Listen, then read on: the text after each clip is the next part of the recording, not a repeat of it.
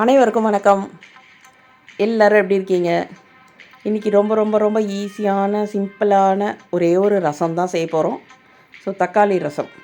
So நம்ம தக்காளி ரசம் செய்யறதுக்கு மிளகு, அது கூடவே சீரகம், எடுத்து வச்சுருக்க காய்ந்த மிளகாய், உப்பு, பூண்டு எல்லாமே ஒரே மிக்ஸி ஜார்லேயே போட்டு ஒரே டைமில் அரைச்சி எடுத்துக்க போகிறோம். மிக்ஸி வரத்துக்கு முன்னாடி எல்லோரும் அம்மியில் அரைச்சி ரசம் வச்சுருப்போம்.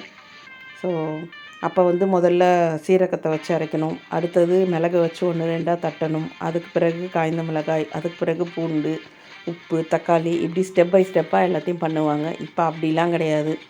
எல்லாத்தையும் ஒன்றா போட்டு ஒரே அடி அப்படி அடித்து நம்ம மிக்சியில் ரசம் வச்சுக்கிறோம். தக்காளி விதவிதமாக நிறைய வெரைட்டி ரசம் இருக்குது. நம்ம இன்றைக்கி தக்காளி ரசம் தான் வச்சுருக்கோம். ஸோ இதுவுமே டேஸ்ட் நல்லாயிருக்கும். இதுக்கு புளி சேர்த்த தேவையில்லை. ஏன்னா தக்காளியில் இருக்க புளிப்பு சுவையே போதுமானதாக இருக்கும். ஸோ நம்ம அரைச்சி எடுத்துக்கிட்டு ஒரு கடாயை வச்சு அதை தாளித்து எடுத்துக்கலாம். ஸோ ரசம் ரெடி ஆகிடும். ரசம் ரொம்ப சிம்பிளுங்க.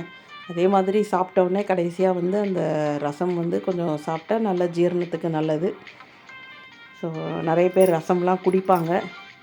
ஸோ இப்போ நம்ம கடாயை வச்சு எண்ணெய் ஊற்றி கடுகு போட்டு காய்ந்த மிளகாய், கருவேப்பிலை, மஞ்சள்தூள் எல்லாம் போட்டு நம்ம அரைச்சி வச்சுருக்க கலவையை ஊற்றி அது லேசாக கொதி வந்தோடனே இறக்கிக்கலாம். பெருங்காயம் எண்ணெயிலே போட்டிருக்கலாம், நான் மறந்துட்டேன், இப்போ சேர்த்துட்டேன். ரொம்ப சிம்பிளான ஒரு ரசம் தான், நல்லாயிருக்கும்.